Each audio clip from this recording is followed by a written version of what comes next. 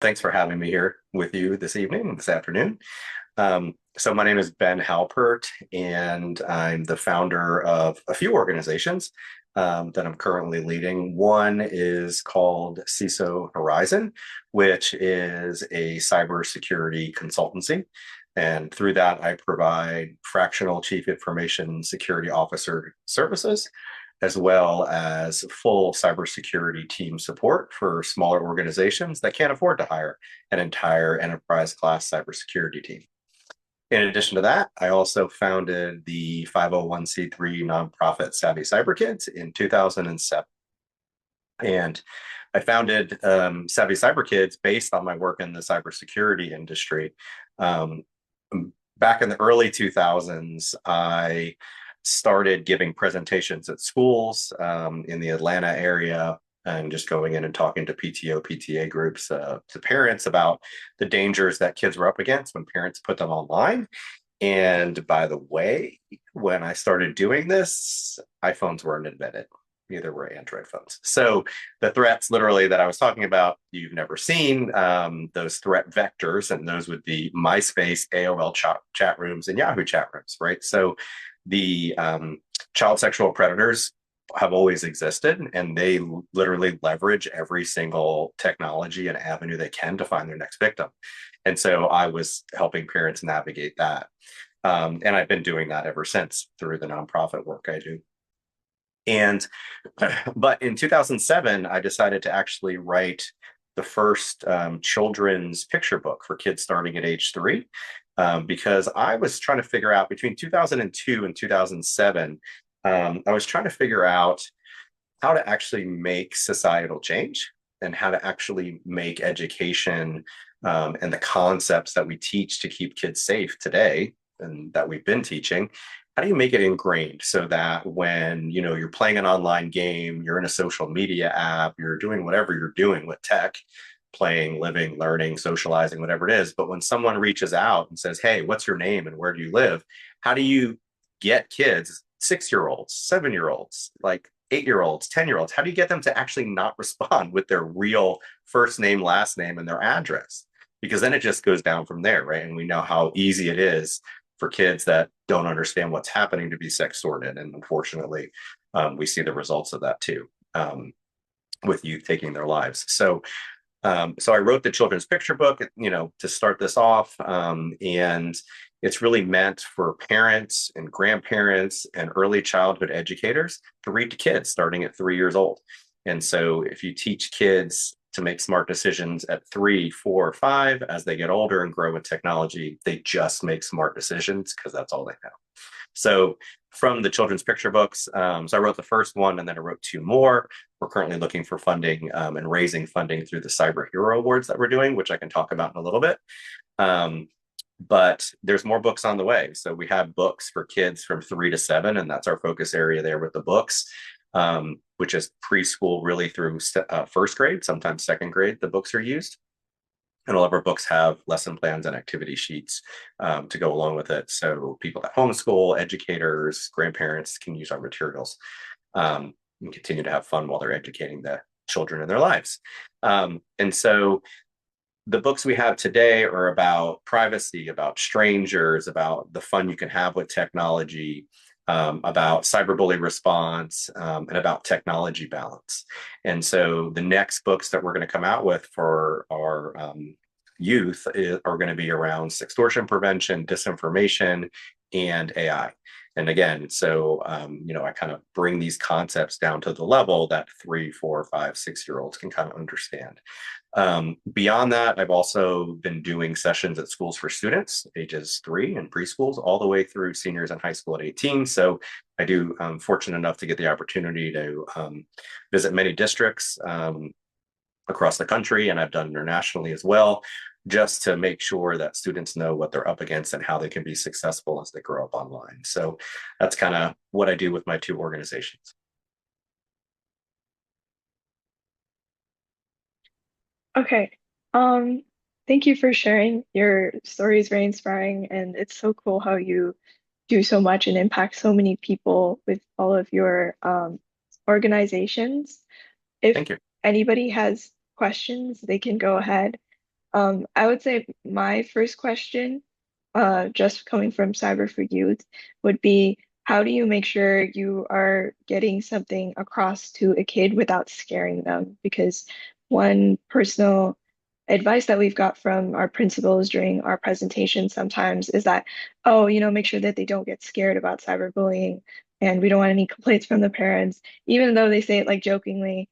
There is that fear to cross the boundary to scare them. So, what do you think is the best way to ensure anyone in general has a healthy mindset, whereas they're still being careful online?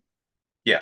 So, really you have to kind of gauge the language that you use for each age group. So, like I said, I've been doing sessions for kids from 3 to 18, right? So, how I talk about things, about the different concepts, whether it's cyberbullying or other threats like child sexual predators, I talk about the same thing to the different age groups. They just use different language. And so, making sure that you use kind of language that's the norm for whatever the maturity level is absolutely important, because you definitely don't want the kids running home and being scared. So I've always tried to create an exciting kind of environment where I'm teaching new concepts kind of in a light way. And then obviously, when I speak to high school students, it's much more real. So my question is that what are some important steps that you took to establish so many organizations? And what were some major challenges that you faced and overcome along the way? So the reason why I actually founded the nonprofit Savvy Cyber Kids is because when I wrote that first children's picture book, I actually sent the draft manuscript for the book to every single children's book publisher that would accept an unsolicited manuscript. And that means I didn't have an agent and I've never written a children's book before. So I sent it to over 20 children's book publishers, and I got form rejection letters from every single one of them. But in the top header of one, it said, "Great idea. We can't make money off this."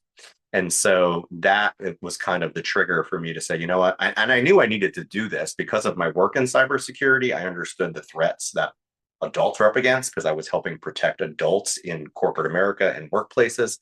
And so I was trying to bring this knowledge down to students and to kids. And so I knew I needed to do it. So that's when I founded the 501(c)(3), and that became the publisher of books. And since then, we've actually published other authors' books as well, that are kind of in the same kind of genre. And so we leverage kind of our platform at Savvy Cyber Kids to be able to do that and get other people's information out. Okay. My next question was, you emphasize so much about like teaching the younger students about cyber education. And I was just wondering, like, there's some risks for young people to get like curious about kind of that kind of stuff. So how do you kind of balance that curiosity and also like foster that caution?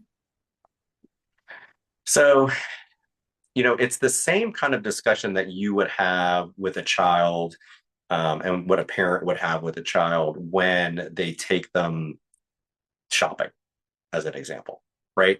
So, using similar language to, the concept of strangers when you go shopping and not walking away with someone, not talking to other people, and making sure I can always see you. So, using similar kind of language to kind of make it so that the younger kids can actually relate to what you're talking about. Because even though I start at the youngest ages of 3, a lot of those kids don't really understand what's happening with the technology. Actually, none of them understand what's happening. They just know they're entertained by it and it makes them happy. And so, because of that, if you can relate it to something in the physical world that they're also learning at the same time, about, making sure you can always see a trusted adult, what to do if you lose sight of a parent or a grandparent that has taken you out, right? Look for someone in uniform, look for someone that's, has the store uniform on, them wearing, look for police officer, security, that kind of thing. So just using the same kind of concepts and using the similar language helps. My question is, how did you get interested in cybersecurity? So, when I was in college, all I knew is that I liked technology and I liked business. And so I chose management information systems as my degree. But still, when I got out, and got my degree, I didn't really know what I wanted to do with it, but I was very fortunate. I got hired into the leadership development program at Lockheed Martin Corporation, which is an amazing early career program that I highly recommend everyone kind of look into if you're having any interest in business and technology. And so that program allowed me to rotate to different functions within the business to learn and understand. They also paid for a master's degree at the same time, so that was helpful. Since my parents told me they were only paying for an undergraduate degree, and I wanted a master's, so Lockheed paid for the master's, a 2-year rotational program, and I got to do things like help desk. Work. I got to do system administration. I did server support. I did network support. I did and network administration, and I did ERP planning work for business process reengineering. And then my last rotation was in a group called the Information Assurance Team. So back then, we didn't call it cybersecurity. It was called information assurance. So I was there for a week and I said, oh, I love this. Can I stay here when I'm done with this program as my full-time job? And they said, yes. So everything I've learned in cybersecurity really started at Lockheed Martin. I was extremely fortunate to work for them. They allowed me to continually research and supported me through various certifications, education, training, and allowed me to bring that back to help the company. And in addition to that, I like built home labs so I can do some additional work and study, when I wasn't at work, just because I loved it so much. And so, I think being curious, being open-minded to everything that's kind of thrown at you is really important as you kind of decide on your career path. So, my next question is like, what's one cybersecurity habit which is like crucial and everyone should like adopt today? Okay, well, I'll give you a couple. How about that? So the first one is, and I know you know this because you actually teach it in your workshops that you do. Never reuse a password ever. There's no reason to at all, right? And for people that don't understand and don't know technology, it's important that we explain to them, just use your phone that you use, your computer, use the password store that's already built into it. So you don't have to remember all of your passwords. Now, the one thing you do need to remember about that, though, is that when we talk about technology today, there's one main email account that secures everything, right? So on an iPhone, it's the email and password for your iCloud account. And for Android devices, it's your Gmail account, right? And that password. So super important. Those have to be unique passwords. And if those are unique passwords, and my second tip, make sure you have multi-factor authentication turned on, right? That second factor where you have to either enter code or tap on something to access your account on those email accounts, super important. But once you set that up, just save all of your passwords and usernames on your phone and your devices, and it'll sync over to your computer. So you literally never have to worry about it again. And you don't have to worry about what happens when you're in a data breach, right? So all of us have been in data breaches. All of our information is exposed. But if you're using a password manager and then you see in the news, hey, this specific company got breached, all you do is you go in your password manager and you change that one password and you're good. And it doesn't affect all the other accounts you have, like maybe like your bank account or your school account, your social media accounts, right? Things that are really important to you that you want to make sure you keep, your gaming accounts. So yeah, super important not to reuse your passwords and use second factor of authentication. So multi-factor authentication to secure all your accounts as well.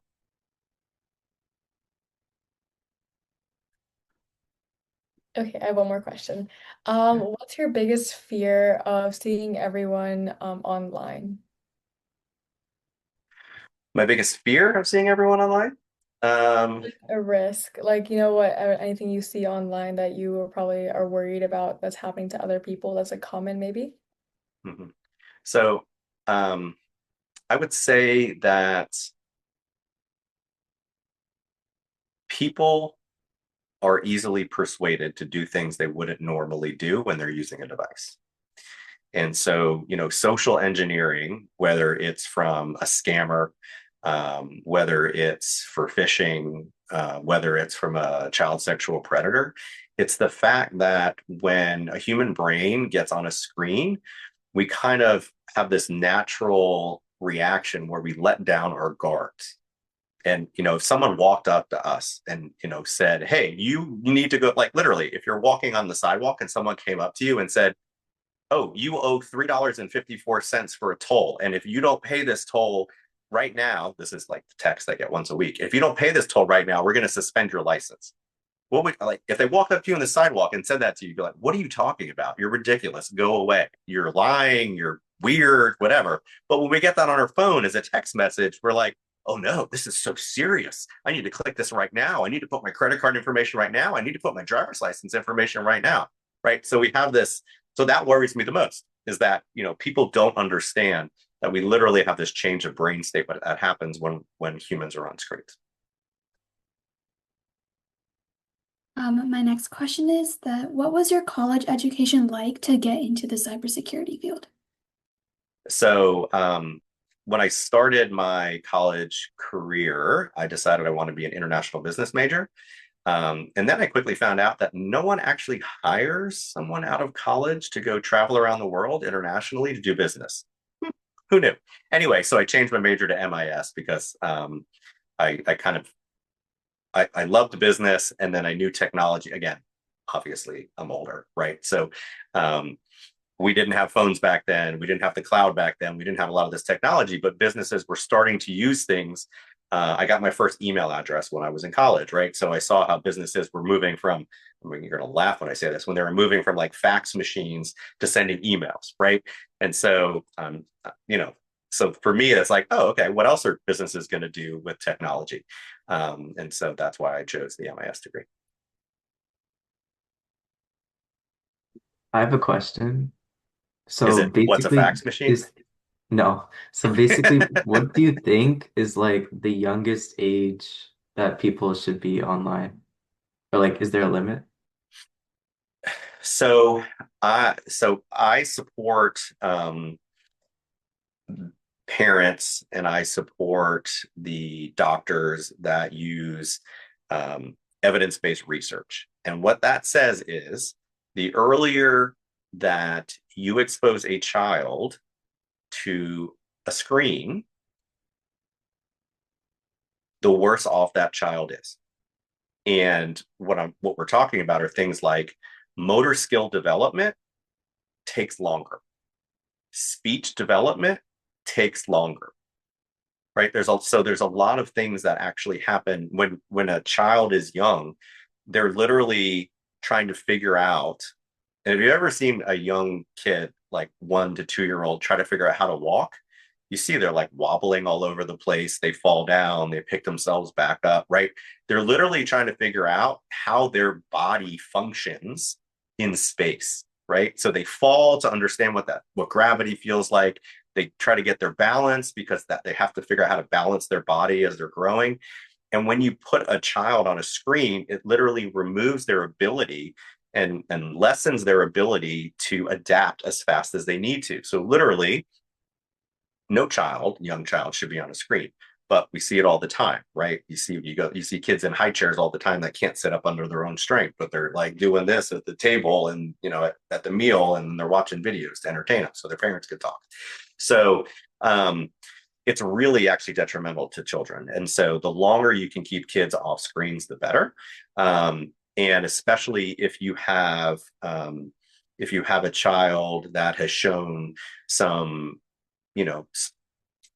interest in sports, as an example, just one, right? But it could be also maybe musical instruments, right? So if you want to have a child be as successful as possible in something else, keep them to one screen at a time as they're growing up and getting older, because when you use two screens, it kind of messes with the brain development as well. So really important, if you're trying to actually be the best person that you can be, to actually delay screens as much as possible. And I actually think that because of the way the human brain develops, I think a human brain under the age of 16 can't really process everything that's coming at them on social media.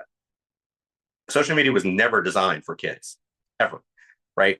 But parents just hand devices to kids and they hand them social media accounts because they literally think it's safe because Mark Zuckerberg and everybody else, Snapchat says, oh, we have this amazing parental controls and we're going to keep your kids safe. Yeah, it doesn't work like that. So they're trying, they're not trying hard enough. So it's really important that, parents understand what the implications of putting children on devices and then giving them access. So I think it's appropriate to give children devices when they need them. So as an example would be, you have a child that is playing sports and, they're going out of town for the weekend. Well, they should have a phone. They don't need an iPhone or an Android phone. But they should have a phone, right? So that they can call you when they're out of town for the weekend and they're with a friends or another family that's taking them for travel ball or whatever it is. Um, when you're of the age when you're literally responsible for another human being's life, like you're babysitting, right? That's a great time to have a phone as well. But you don't need an iPhone or an Android phone or full featured phone when you're going to babysit. You're literally keeping it so that if something happens, God forbid, you can call 911, right? And you can get immediate help. You don't need to have Snapchat on there or TikTok so you can bide your time while you're supposed to be watching someone else's human, right? So, I think it's appropriate to have technology, but I think delaying technology is kind of important for youth, so that younger children especially can really just grow to their full potential.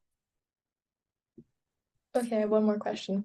Mhm. Why do you choose this branch of cybersecurity, like teaching younger people about technology instead of another branch? And did anything like spark this, or did you just like wanted to like help others? So what sparked it was me going into schools, like I mentioned, and talking to parents. And so every single time I went to talk to a parent group, a parent would come up and either show me on something they printed out, or they would tell me, they would say, my son or daughter posted publicly, their first name, their last name, our home address and phone number on MySpace. MySpace was public, right? So it's like a public web page that you were posted to. Or my daughter or my son posted or shared, the same kind of information: first name, last name, home, phone number, our names, where we work, and the times we leave the house to go to work, right? So so parents kept coming up and saying, like, our kids are doing this, what should we do? Like, how do we fix this? And so the answer is, you actually have to teach the kids not to do that, right? You have to show them what's appropriate to do online and what's not appropriate. So having a parent come to you as a child and say, do not post that online, what kid is going to listen to that? Not one, right? So that's why I decided to focus at the youngest ages, where kids are kind of more open to learn about the concepts. I have a follow-up question to that. So in this day and age where everyone is already introduced, even if their parents like don't give them a phone at school, they have a computer.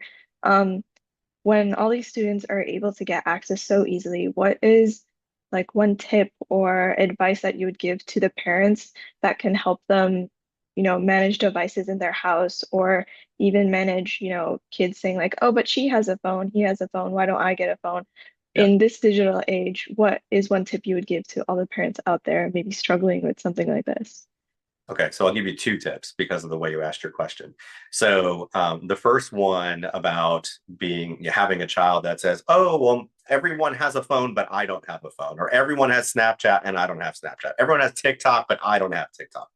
It's the same thing with clothing. Everyone has these sneakers and I don't have these sneakers. Everyone has this shirt and I don't have this shirt, right? So if you're the kind of parent that just does whatever your child says, you're a sucker, and you shouldn't be doing that anyway. That's not actually how you raise another human to be independent and make their own decisions in life. So if your child said, I don't want one scoop of ice cream, I want a gallon of ice cream and I want to eat it right now, you're going to let your child eat a gallon of ice cream and then throw up on your floor because they literally overate a gallon of ice cream? No, right? So like, as parents, we need to step back as parents and think about what kids are really asking for and be able to say no. It's okay. You're the parent. You're in charge. Your house, your money, your kid. You're in charge.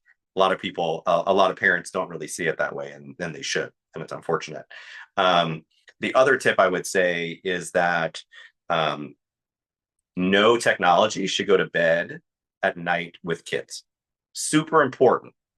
Young kids, elementary, middle school. High school is a little bit different, but like when you are young, no technology.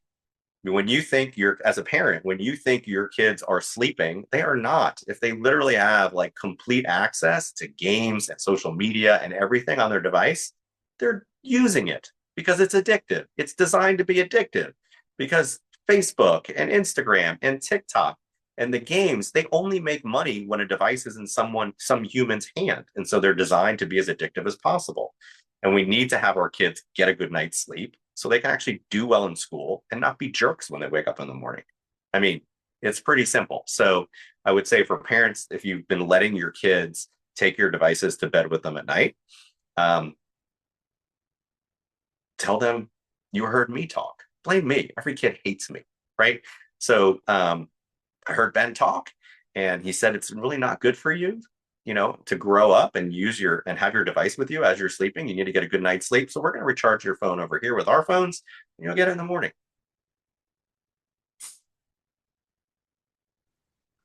One question I had was how can like parents or even we make sure that younger students feel comfortable when it comes to like telling their parents about what happened online if something were to happen with them? Mhm. Yeah, so that's actually one of the concepts that we cover in our current books as well, the concept of a trusted adult. And so, yeah, it's really important to let kids know that you as an individual will experience things that seem strange, that seem weird, that you don't understand. Whatever it is, just please feel free to come to me as an adult or a trusted adult. And as a parent, as an uncle, as an aunt, as a cousin, right? Come to me, let me know what it is, and I'll explain it to you.